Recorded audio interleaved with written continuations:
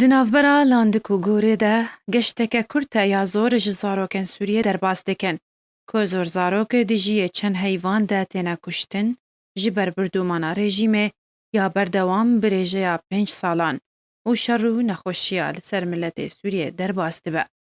Wekû her cengekê girîngtirîn qurbanî zarok in ku tûşî tirs û kuştin û birçîbûn û penaberiyê dibin yan jî pêlên deryaya îca wan dadqurtîne.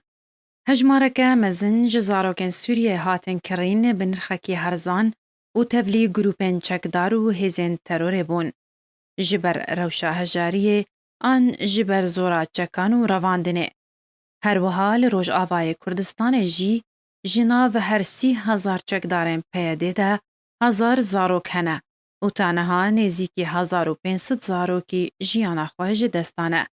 Niha jî mezintirîn qurbaniya zaroka li Rojavayê Kurdistanê ew e ku di encama rêbazên xwendinê yên PYD ferz kirine li Rojavayê Kurdistanê zarok ji xwendinê bêpar bûn. Piştî kêmbûna kiristên xwarinê û dermanan û şîrê zarokan û derbasbûna hêzên terorê li gelek bajar û bajarokên Kurdan li Rojavayê Kurdistanê, xelkên Rojavayê Kurdistanê bi hezaran zarokên xwe hembêz kirin û berê xwe dan Herêma Azad li Başûrê Kurdistanê. Ta pêşeroja wan zarokan neyê dizîn, Herêma Kurdistanê wan hembêz kir û dibin Sûrûda Eyreqîb tevlî zarokên herêmê li dibistana xwendina xwe berdewam dikin. Ji ber rewşa hejariyê, hejmareke zor ji zarokên Rojavayê Kurdistanê neçar bûn kar bikin, ta alîkariya malbatên xwe bikin û ji xwendinê bêbeşman.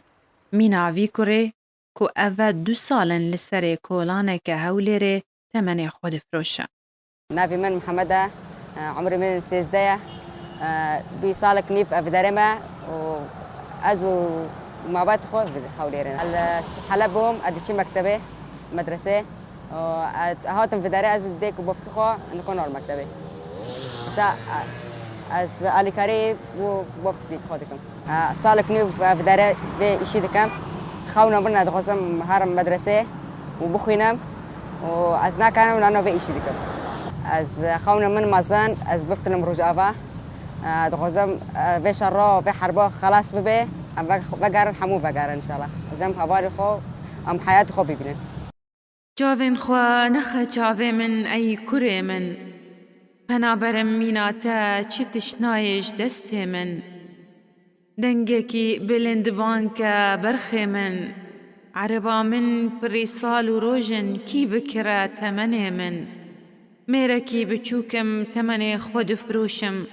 چند هجایه پیش روژا من.